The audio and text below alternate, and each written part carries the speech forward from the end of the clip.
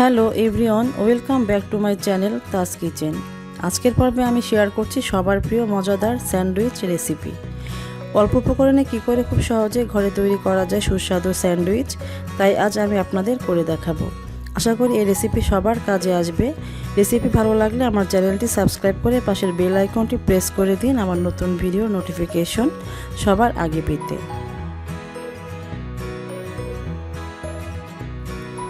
Sandwich তৈরি করতে প্রথমে চিকেনের ব্রেস্টের বোনলেস 5 টুকরো মাংস একটি হাঁড়িতে নিয়ে চুলায় বসিয়ে দিলাম। চুলার আঁচটা লো টু মিডিয়াম থাকবে। হাফ চা চামচ আদা রসুন বাটা ও স্বাদ মতো লবণ দিলাম। সিদ্ধ হওয়ার পরিমাণ পানি দিয়ে দিলাম।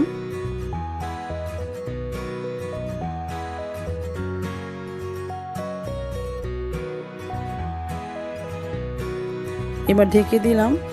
10-12 মিনিটে পানি শুকিয়ে গেছে, চিকেনটাও সিদ্ধ হয়ে গেছে।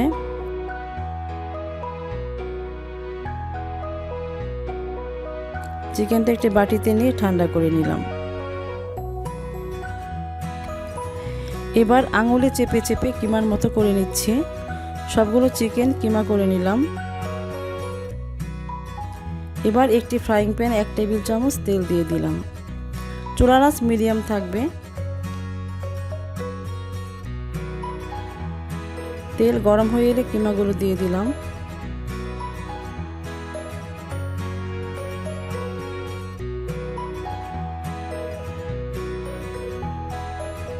এখানে আছে একটি মাঝারি সাইজের পেঁয়াজ কুচি, 2-3টি কাঁচামরিচ কুচি, হাফ গাজর কুচি। সবগুলো চিকেনে দিয়ে দিলাম। স্বাদ মতো লবণ দিলাম। সবগুলোকে ভালো করে নেড়ে মিক্স করে নিচ্ছি। আমরা এগুলো বেশি ফ্রাই করব না।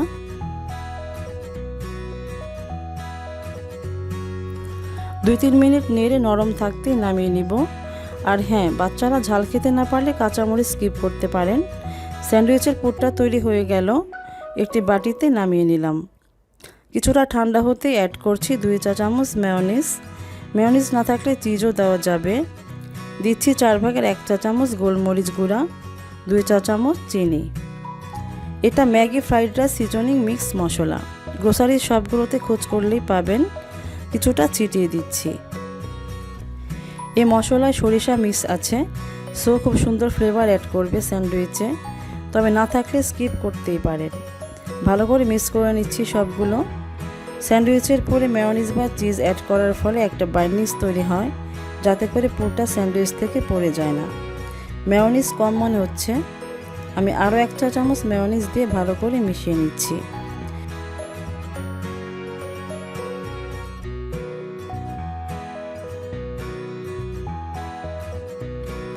এখানে আমি বড় সাইজের 4 পিস ব্রেডের সাইডে শক্ত অংশ কেটে নিয়েছি। এখন আমি এই ব্রেডের মধ্যে চিকেনের যে ফিলিংটা তৈরি করেছি তা একটি চামচ দিয়ে স্প্রেড করে দিচ্ছি।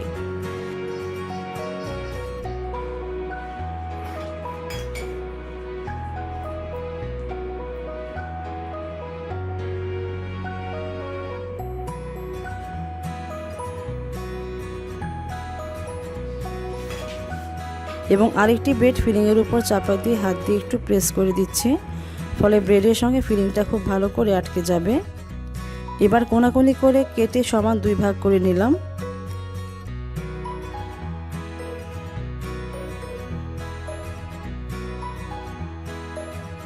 দেখুন, পুর একটু বাইরে বের হয়ে আসেনি। স্যান্ডউইচ কিন্তু তৈরি হয়ে গেছে। এ পর্যায়ে সার্ভ করে দেওয়া যায়, তবে একটু টোস্ট করে নিলে টেস্টটা ভালো আসে। তাই আমি একটি ফ্রাইং প্যান কিছুটা গরম করে নিয়ে 2-1 ফোঁটা তেল ব্রাশ করে নিলাম। তবে তেল না দিলেও হবে।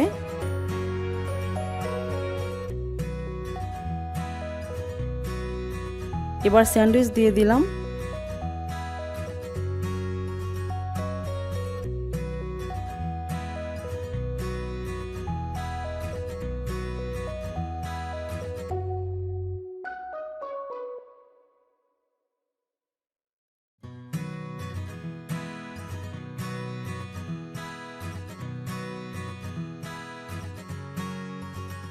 দু একবার উল্টে পাল্টে একটু লালচে ভাব হয়ে এলেই নামিয়ে নিব।